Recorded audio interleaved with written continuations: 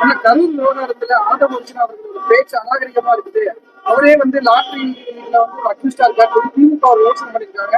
உச்சநீதிமன்றத்திலையும் ஒரு வழக்கு தொடர்ந்து சொல்லியிருக்காங்க. அவங்களோட கருத்து பாரதி அதை பற்றி சொல்லியிருக்காங்க. வழக்கறிஞர் பாரதி முன்னாள் நாடாளுமன்ற உறுப்பினர் சொல்லியிருக்காரு. ஆகவே ஒவ்வொருவரும் ஒரு கருத்து சொல்வது ஜனநாயகத்தின் உரிமை. வழக்கு தொடர்ந்தால் அதுக்கான பதிலை அவர் சொல்வார். கரூருக்கு எங்களை பொறுத்தவரையிலும் வருகின்றவர்களை எப்படி அரவணைத்து செல்வது, நம்பி வருகின்றவர்களுக்கு எப்படி நாம் நம்பிக்கை தருவது என்பது நம்முடைய தமிழக வெற்றி கணக்கு தலைவர் முதல்வர் முடிவு செய்வார்கள். யாருக்கான முடிவு மேற்கொள்ள இருக்கிறார். கரூர் சம்பவம் முடிந்து கரூர் விஜயபாஸ்கர் தாவேக்கால் இணைந்த பிறகு முதலமைச்சர் கரூருக்கு போகிறாரு அப்படின்னு நேற்று 57 நாள் தொடர்ந்து ஆளுநரை ஆட்சியில இருக்கிற நிதி நெருக்கடி, அதற்கு பிறகு மாவட்ட ஆட்சித்தலைவர், காவல்துறை மாவட்ட கண்காணிப்பாளர், அதே போல வனத்துறையை சார்ந்தவருடைய மாநாடு 2 நாட்கள் தொடர்ந்து இன்றைக்கு தொடர்ந்து ஆய்வு பணிகள் நடைபெற்று குறையின் வாரியாக இதற்கு அதற்கு ஒப்பிட முடியாது. நீங்க வந்தாலே ஒரு முதலமைச்சர் பொறுப்பேற்ற உடனே அடுத்த நிமிடம் அங்கே போகணுங்கிறது இல்லை. இப்ப நாளைக்கு வந்ததுக்கு அப்புறம் என்ன மாற்றங்கள் நீங்க தெரிஞ்சுக்கலாம். எதுக்காக போறாங்கிறது தெரியும். முதலமைச்சர் எதற்காக போறா, அவருக்கு என்ன நன்மைகளை செய்ய போறாங்க என்பதை பொறுத்து தான் பார்க்கிறது. அவங்களுக்கு அரசு பணி தர்றது உறுதியா சார்? அந்த உயிரிழந்த குடும்பத்துக்கு ஒரு அரசு பணி கொடுக்கறது பொறுத்திருந்து பாருங்க, நல்லதே நடக்கும். ஆனா அரசு துறைகள்ல தொடர்ந்து லஞ்ச ஒழிப்புத்துறைகள் சோதனை நடத்திருக்காங்க. ஒரு துறை வாரியாக பொதுவாக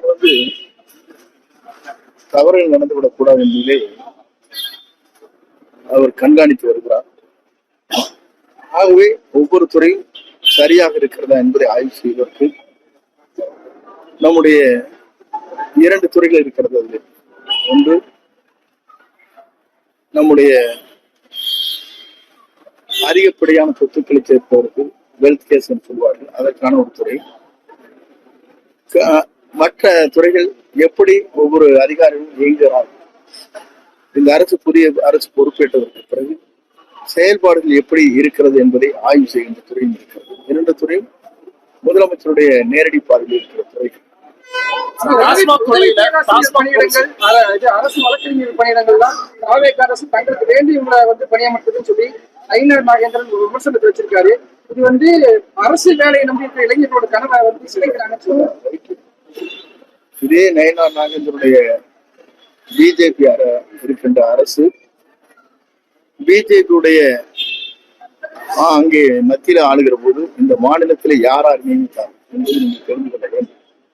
அவங்க லீகல் அட்வைஸ் போட்டாங்கல்ல, பிஜேபி சமூக ரயில்வே இருந்தாலும் மற்ற துறையாக இருந்தாலும் போட்டிருக்காங்க. அது யாரை போட்டிருக்கோம் பட்டியல ஒரு பதிவு. டாஸ்மாக் கொள்ளையில அதிக கவனம் செலுத்தி எல்லாம் பண்ணிட்டு இருக்காங்க. ஆனா கல்வி கொள்ளையில இது வரைக்கும் கவனம் செலுத்தாம தமிழ்ல சுமத்த காட்டுதுன்னு சொல்றாங்க. இல்ல கல்வித்துறை கட்டண கொள்ளை, அதாவது தனியார் கல்லூரி இல்ல தனியார் கல்லூரி பள்ளியை பொறுத்தவரையில் தெளிவாக ஒவ்வொரு அமைச்சரும் ஆய்வு செய்திருக்கிறார்கள். படிப்படியாக அதை நிறைவேற்ற வேண்டும், நிறைவேற்ற வேண்டும் என்று ஆய்வு போடுங்க. மினிஸ்டர் அமைக்கப்பட்டது ஒரு 4ஆம் தேதி வராது. கல்வித்துறை அமைச்சர் பல்வேறு பணிகள் இருக்கு, நமக்கு தெரியாது. ஆளுநரோடு சேர்ந்து எத்தனை துணைவேந்தர்கள், எத்தனை ரெஜிஸ்ட்ரார் நியமிக்கப்பட வேண்டும் எல்லாம் காலியா இருக்கு. இது முதல்ல அது சரி பண்ணாதான் இங்க மற்றது சரி பண்ண முடியும். ஆகவே இதெல்லாம் நிறைய இடங்களில் யூனிவர்சிட்டி பொறுத்தளவுக்கு வேக்கன் நிறைய இருக்கு. இதை சரி செய்வதற்கு ஆளுநரோடு 2-3 முறை பேச்சுவார்த்தை நடைபெற்றுக் கொண்டிருக்கும் அறிவியல். ஆக இது முடிந்ததற்கு பிறகு எல்லாம் நல்லதான் நடக்கும். ஆனா தமிழக அரசு வருவாயில பொறுத்த வரைக்கும் டாஸ்மாக் வருமானத்தை மிகவும் நம்பி இருந்த ஒரு காலகட்டம் இருக்கு. இன்னைக்கு டாஸ்மாக் மதுபான கடைகளுடைய எண்ணிக்கை குறைச்சிட்டாங்க, ஏற்கனவே கடைகளுடைய எண்ணிக்கை குறைச்சிருக்காங்க. அடுத்து வருவாய்க்கு என்ன? அதற்காக எங்கெங்கே லீக்கேஜ் இருக்கிறதோ அதெல்லாம் சரி செய்வார். ஒவ்வொருத்தரையும் என்னென்ன கூடுதலாக மதிப்பீடுகள் தயாரித்து டெண்டர் விடப்பட்டதெல்லாம் கண்டுபிடிச்சிருக்காங்க. அதற்கெல்லாம் நடவடிக்கை எடுக்கிற போது அதிலிருந்து வருவாய் ஈட்டுவதற்கு வாய்ப்பு. தனியார் பள்ளிகள்ல படிப்படியா தான் பண்ண முடியும் அப்படின்னு சொல்றீங்க. இல்ல படிப்படியா நான் சொல்லவே இல்லை, சொல்லாதே நீங்க சொல்லிட்டீங்களா? படிப்படியா பண்ணது இல்ல. இப்போ தனியார் கல்லூரிகள் பொறுத்தவரும் தனியார் பள்ளியை பொறுத்தவரும் நேர்மையான முறையில் ஆட்சி நடைபெற வேண்டும் நாம் கருதுகிறோம். எடுத்தெடுப்புல தடாரம் நடத்த முடியாது. நீங்க ஈக்குவலா இருக்காங்க. அவங்க ஓரளவுக்கு வந்து 30% இருக்காங்க. எந்த கல்லூரியாக இருந்தாலும் உங்க வைஸ் சான்சலர் வேணும், அதற்கு பிறகு ரிஜிஸ்ட்ரார் வேணும். எத்தனை இடங்கள் காலி பணிகள் இருக்குன்னு உங்களுக்கு தெரியும். எத்தனை யூனிவர்சிட்டியில வந்து வைஸ் சான்சலர் இல்லைங்கிறது உங்களுக்கு தெரியும். இதெல்லாம் நிறைப்பதற்கு பிறகுதான் நடவடிக்கை எதுவாக இருந்தாலும் எடுக்க முடியுமே தவிர தனிப்பட்ட முறையில் அமைச்சர் நேரடியாக நடவடிக்கை எடுக்க இயலாம். கட்டணத்தை கண்காணிக்கிறது இந்த கட்டணங்கிறது வேறு. கட்டணம் முடிஞ்சு போச்சு, அட்மிஷனே முடிஞ்ச எல்லாம் காலேஜ் ஆரம்பிக்க போது இப்ப கேள்வி கேட்டிருக்கிறீங்க. அப்போ சொல்ல வரைக்கும் இந்த கேள்வி மடக்கூடாது. நான் சொல்லி முடிக்கிறேன் ப்ளீஸ். என்னங்க, ஒரு அரசு பொறுப்பேற்றதற்கு பிறகு என்னென்ன செயல்பாடுகள் செய்யலாம், எதை செய்தால் சரியாக இருக்கும் யோசிக்கிற நாட்கள் இருக்கிறது. அதைத்தான் நாங்கள் தெளிவாக சொன்னோம். எங்களுக்கு ஒரு 6 மாத காலம் பொறுத்திருங்கள், என்னென்ன நடவடிக்கை நாங்கள் மேற்கொள்கிறோம் பார்த்து தெரிந்து கொள்ளலாம் என்று முதலமைச்சர் சொல்லியிருக்காரு. இப்போ 55 நாள் ஆயிடும். அனுபவம் வாய்ந்து ஒருத்தர் மட்டும் பண்ணிட முடியாது. நான் என் துறையை பார்க்கலாம், சில தவறுகள் நடைபெறுவது உடனடியாக அந்த இடத்துல மாற்றங்கள் செய்யப்பட்டு வருகிறது.